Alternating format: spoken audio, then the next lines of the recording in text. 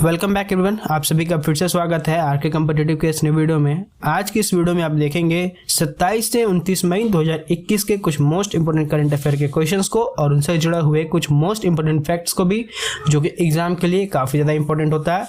तो चलिए वीडियो को स्टार्ट करते हैं। पहला क्वेश्चन आएगा कि स्मार्ट सिटी मिशन योजनाओं के क्रियान्वयन में कौन सा राज्य प्रथम स्थान पर रहा है? तो वो रहा है Jharkhand. Jharkhand smart city mission के क्रियान्वयन में प्रथम स्थान पे रहा है। इससे क्या जुड़ा हुआ फैक्ट आएगा उसको देख लेते हैं। अब स्मार्ट सिटी जो परियोजना है उसके अंतर्गत 100 शहरों को स्मार्ट सिटी बनाए जाने की योजना बनाई गई थी, जिसमें पहला शहर जो था वो भुवनेश्वर था और 100वां शहर जो था वो शिलोंग था। इसको माइंड में रखिएगा, यहाँ से क्वेश्चन बनेगा।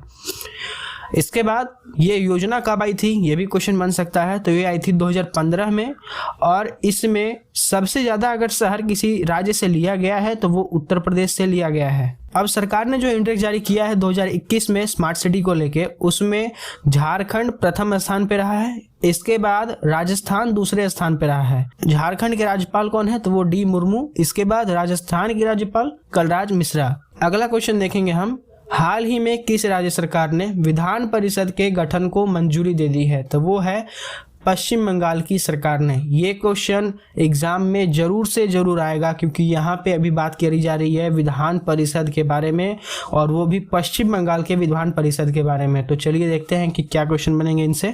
विधान परिषद को किसी भी राज्य का अपर हाउस कहा जाता है और विधानसभा को किसी भी राज्य का लोअर हाउस कहा जाता है। इन दोनों में काफी ज्यादा कंफ्यूजन होगा, इसलिए अच्छे से देखिएगा इसको।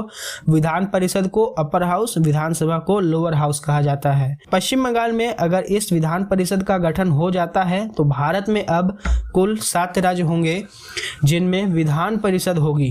तो अब प्रश्न उठता है कि अगर ये 7 अभी हो जाएंगे तो वर्तमान में कितने हैं? तो वर्तमान में कुल 6 ऐसे राज्य हैं जिनमें विधान परिषद की व्यवस्था है। तो देखते हैं उनमें कौन कौन से राज्य हैं। तो अभी आपको बताया गया कि ऐसे वर्तमान में 6 राज्य हैं जिनमें विधान परिषद की व्यवस्था है, जिनमें प्रथम स्थान पे आता है आपका उत्तर प्रदेश जिसमें 100 सीटें हैं। इसके बाद महाराष्ट्र दूसरे स्थान पे जिसमें 78 सीटें हैं। तीसरे स्थान पे बिहार है जिसमें 75 सीटें हैं। कर्नाटक चौथे स्थान पे है 75 सीटों के साथ। इसके बाद इसमें 5वां नंबर आएगा आंध्र प्रदेश, 58 सीट हैं इसमें। 6वां नंबर तेलंगाना, 40 सीट हैं इसमें। विधान परिषद की न्यूनतम सदस्यों की संख्या कितनी है? तो वो है 40। और विधान परिषद की अधिकतम सदस्यों की संख्या कितनी है? तो वो होगी, विधानसभा के जो सदस्य होंगे उनका 1/3 हिस्सा होगा मैक्सिमम सदस्यों की संख्या विधान परिषद की। देखिए अगला क्वेश्चन कि दुनिया का अब तक का सबसे सफल वेब ब्राउजर इंटरनेट एक्सप्लोरर को कब बंद कर दिया जाएगा?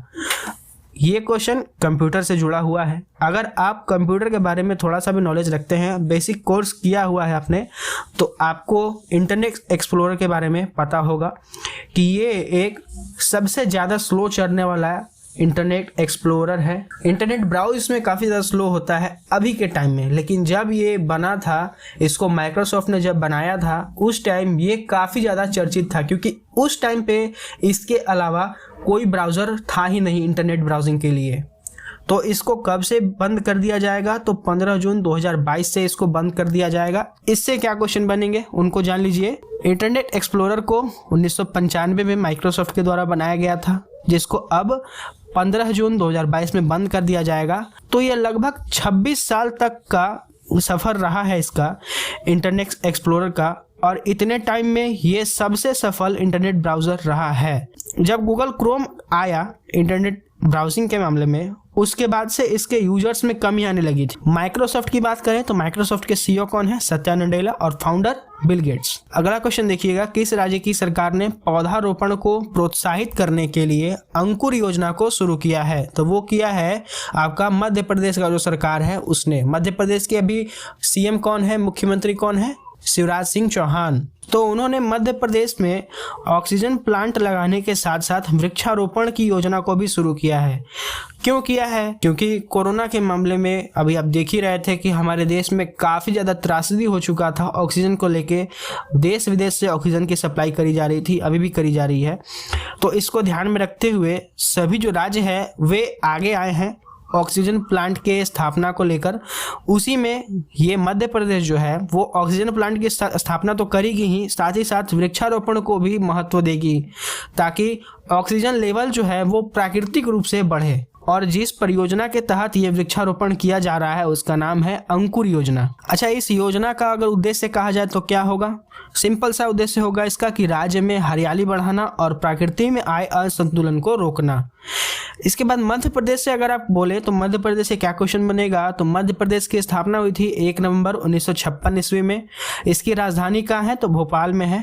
इसके बाद मुख्यमंत्री कौन है इसके? शिवराज सिंह चौहान बीजेपी से हैं, ऊपर बताया गया अभी आपको। गवर्नर कौन है? आनंदीबेन पटेल। अच्छा, इन्हीं से अगर एक क्वेश्चन बने कि आनंदीबेन पटेल मध्य प्रदेश के अलावा और कौन से राज्य है जिसका गवर्नर बनी हुई हैं, तो वो होगा उत्तर प्रदेश का। मध्य प्रदेश के मुख्य न्यायाधीश कौन है? मोहम्मद रफीक। लोकसभा सीट कितनी है? 29। राज्यसभा सीट कितनी है? 11। और विधानसभा सीट कितनी है? तो 230। मध्य प्रदेश के 5 पड़ोसी राज्य कौन कौन से हैं? तो महाराष्ट्र, छत्तीसगढ़, उत्तर प्रदेश, राजस्थान और गुजरात। मध्य प्रदेश के राष्ट्रीय उद्यान देख लीजिए। अच्छा, ये एक एकलौता राज्य है जहाँ पे सबसे ज़्यादा राष्ट्रीय उद्यान है, और उत्तराखंड एकमात्र ऐसा भारत का राज्य है जहाँ पे सबसे ज़्यादा झीलें हैं। देखिए यहाँ पे राष्ट्रीय उद्यान बोलेंगे तो कान्हा राष्ट्रीय उद्यान, माधव राष्ट्रीय उद्यान, पन्ना राष्ट्रीय उद्यान, वन विहार राष्ट्रीय उद्यान, मंडला प्लांट फोसिल्स, ये सब यहाँ के राष्ट्रीय उद्यान हैं। यहाँ पे कुछ ही को लिया गया है जो कि काफ़ी ज़्यादा इंपॉर्टेंट है। ऐसे तो बहुत सारे राष्ट्रीय उद्यान हैं यहाँ पे जिनके ऊपर अगर हम वीडियो बनाने बैठे तो कम से कम आधा घंटा का वीडियो बनेगा। कर्क रेखा भारत के मध्य प्रदेश राज्य से होकर गुजरती है। इसके अलावा और कौन कौन से राज्य हैं जिनसे कर्क रेखा होकर गुजरती है, हर एक वीडियो में बताया गया है। इस बार आप बताइए किस राज्य को टाइगर स्टेट के नाम से जाना जाता है? तो मध्य प्रदेश को। और सांची का स्तूप कहाँ है? तो मध्य प्रदेश में। मध्य प्रदेश के मंदिर कौन कौन से हैं उनको जान लीजिए। योगिनी मंदिर है, महाकालेश्वर मंदिर है, खजुराहो के मंदिर है। इसके बाद मध्य प्रदेश के एयरपोर्ट को देख लीजिए कि राजा भोज अंतर्राष्ट्रीय एयरपोर्ट भोपाल में है, देवी अहिल्याबाई एयरपोर्ट इंदौर में है। किस राज्य की शाही लीची को भौगोलिक संकेत यानी कि GI टैग प्रदान किया गया है? तो वो किया गया है बिहार के मुजफ्फरपुर में जो लीची होते हैं शाही लीची, उनको। तो शाही लीची कहाँ होता है? तो बिहार में। कहाँ? तो मुजफ्फरपुर में।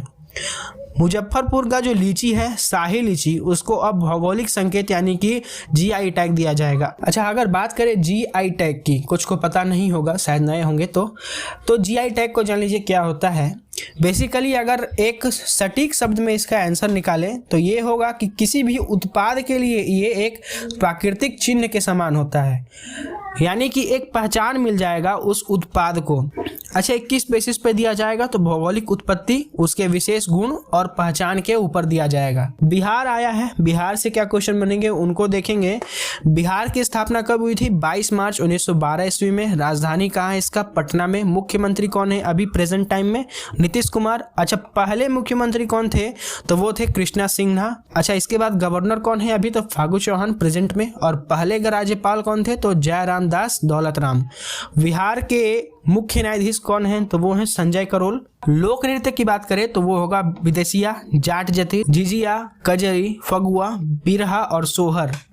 अगर आप बिहार से जुड़े हुए हैं तो आपको ये याद करने की जरूरत नहीं है, आपको पहले से ही पता होगा। बिहार की लोकसभा सीट कितनी है? तो 40 है। राज्यसभा सीट कितनी है? 16। विधानसभा सीट कितनी है? 243। पड़ोसी राज्य कौन सा है? तो झारखंड, उत्तर प्रदेश, पश्चिम बंगाल। बिहार का एक पड़ोसी देश है नेपाल। प्रमुख हवाई अड्डा कौन सा है? तो जयप्रकाश नारायण अंतर्राष्ट्रीय हवाई अड्डा। और राष्ट्रीय उद्यान कौन सा है इसका? तो वाल्मीकि राष्ट्रीय उद्यान। अगला क्वेश्चन देखेंगे कि किस देश ने ब्रिक्स खगोल विज्ञान कार्य समूह यानी कि BAWG 2021 की 7वीं बैठक की मेजबानी की है? तो वो की है भारत ने। अगर हम इसकी बात करें कि BAWG क्या है, तो ये ब्रिक्स तरफ से एक सम्मेलन किया गया था जो कि था खगोल विज्ञान के ऊपर। ब्रिक्स में इस तरह की जो सम्मेलन होती है, बैठकें होती है, वो होते रहती है। इसके पहले आप देखे होंगे कि इकोनॉमिक को लेके ये ब्रिक्स वाले सम्मेलन किए थे, अभी ये कर रहे हैं खगोल विज्ञान को लेकर। इनका जो अगर आप ऐसे देखें तो अभी इनका एक मोटिव होता है कि वर्ल्ड में क्या समस्या बन रही है उनको लेकर ब्रिक्स के जो देश हैं वो अपने में एक बैठक करते हैं, उसका एक सॉल्यूशन निकालते हैं, राय मशवरा करते हैं उस पे कि इसको टैकल कैसे किया जाए। इकोनॉमिक को लेके इनका जो सम्मेलन हुआ था उसमें कोरोना वायरस के ऊपर इन्होंने बात करी थी, कैसे यहाँ पे टीकाकरण का जो व्यवस्था है उसको सुदृढ़ किया जाएगा, उसको लेकर चर्चा करी थी उन्होंने। इसके बाद अभी यहाँ पे खगोल विज्ञान को लेकर चर्चा हुआ है। क्या चर्चा हुआ है उनको यहाँ पे देखेंगे हम। इस बैठक में इंटेलिजेंट टेलीस्कोप का नेटवर्क का आविष्कार करने के ऊपर बात की है इन्होंने, ब्रह्मांड में होने वाली क्षणिक खगोलिक घटनाओं के ऊपर अध्ययन करने की बात की है, और AI यानी कि आर्टिफिशियल इंटेलिजेंस के बारे में बात की है इन्होंने। ब्रिक्स की बात करें तो ब्रिक्स क्या होगा, तो ब्रिक्स है 5 देशों का समूह जिसको पहले ब्रिक के नाम से जाना जाता था, लेकिन 2010 में जब दक्षिण अफ्रीका शामिल हो गया इसमें तो ब्रिक्स कहने लगा इसको दुनिया, तो ब्रिक्स हो गया। स्थापना हुआ था इसका 2009 में, मुख्यालय इसका संघाई यानी कि चीन में है, और ब्रिक्स के जो सदस्य देश हैं वो हैं ब्राजील, रूस, भारत, चीन और दक्षिण अफ्रीका। ब्रिक्स का पहला सम्मेलन कब हुआ था, तो जून में 2009 में रूस में हुआ था, और 2020 का जो ब्रिक्स का सम्मेलन हुआ था वो भी रूस ही किया था, जो कि 12वां संस्करण था ब्रिक्स का। विश्व थायराइड दिवस कब मनाया गया है, तो वो मनाया गया है 25 मई को। अब ये थायराइड दिवस किस लिए मनाया गया है, थायराइड क्या होता है इसको जान लीजिए। थायराइड एक प्रकार की एंडोक्राइन ग्रंथि है जो कि हार्मोन को बनाती है। पुरुषों की तुलना में महिलाएं इस बीमारी से अधिक ग्रसित होती हैं। इस दिवस का मुख्य उद्देश्य क्या होगा, तो थायराइड के महत्व और थायराइड रोगों की रोकथाम और उपचार के बारे में लोगों को जागरूक करना। अगला क्वेश्चन कि India and Asian geopolitics the past and present पुस्तक किसने लिखी है, तो वो लिखी है शिवशंकर मेनन ने। इसी से जुड़ा एक अगला क्वेश्चन है उसको संग में देख लीजिए, इसके बाद इसका एक्स्ट्रा पॉइंट भी आप देखेंगे। नेहरू, तिब्बत और चीन, यह पुस्तक किसने लिखी है, तो वो लिखी है अवतार सिंह भसीन ने। इससे जुड़ा आप देखेंगे क्या क्वेश्चन बनेगा। A text book of urban planning and geography किसने लिखी है, समीर शर्मा ने। The making of Aadhaar world's largest identity platform किसने लिखी है, तो वो लिखी है राम सेवक शर्मा ने। आवर हिंदू राष्ट्र आकार पटेल ने। The law of emergency powers comparative common law perspectives Abhishek Sanghvi और खगेश गौतम।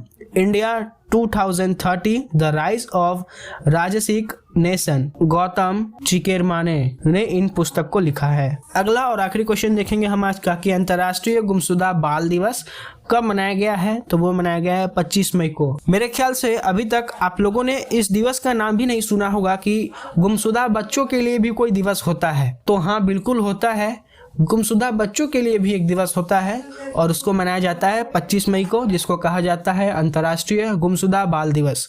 उद्देश्य क्या है इसका, इसको जान लीजिए कि इस दिवस को गुमशुदा बच्चों के लिए मनाया जाता है, जिनको याद रखने के लिए मनाया जाता है। तो किनको याद रखने के लिए, अपराध के शिकार लोगों को। तो ये अपराध के शिकार क्या होते हैं इनको थोड़ा सा समझिएगा और इस पर थोड़ा सा विचार कीजिएगा कि हमारे देश में किस तरह के लोग अभी भी जिंदा हैं। अक्सर आप देखे होंगे मुंबई, महाराष्ट्र और इस तरह के जो अमीर शहर होते हैं, रिहायशी शहर जिसको बोला जाए, उस तरह के शहरों में आपको स्टेशंस पे और जो पब्लिक प्लेसेस होते हैं या फिर ट्रैवल्स का जो साधन होता है, टूरिज्म प्लेस जिसको बोला जाए, उस जगह पे आपको आए दिन सुबह से शाम तक 100 से भी ज़्यादा बच्चे दिख जाएंगे जो कि विकलांग होते हैं और वो भीख मांगते हैं। दरअसल वो विकलांग नहीं होते हैं, उनको जानकर विकलांग कर दिया जाता है। मूवीज़ में दिखाया जाता होगा आपको, सिर्फ मूवीज़ में ही होता है ऐसा नहीं है, ये रियल लाइफ की भी घटना है।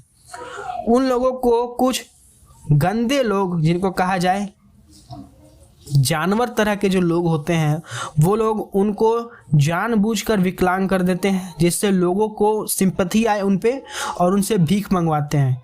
इसी तरह के लोगों को याद रखने के लिए और उनके बचाव के लिए ये दिवस मनाया जाता है, जिसको यहाँ पे अपराध के शिकार कहा गया है। और अभी भी जो लोग, जो बच्चे लापता हैं, उनकी खोज की प्रयास को जारी रखने के लिए भी इस दिवस को मनाया जाता है। तो आज के लिए बस इतना ही, फिर मिलेंगे आपसे कल के न्यू वीडियो में। तब तक के लिए वीडियो को लाइक कीजिए, शेयर कीजिए, चैनल को सब्सक्राइब कीजिए और बेल नोटिफिकेशन का जो आइकन है उसको दबा के प्रेस कर लीजिए, ताकि आने वाली वीडियोस का नोटिफिकेशन आपको सबसे पहले मिल जाए।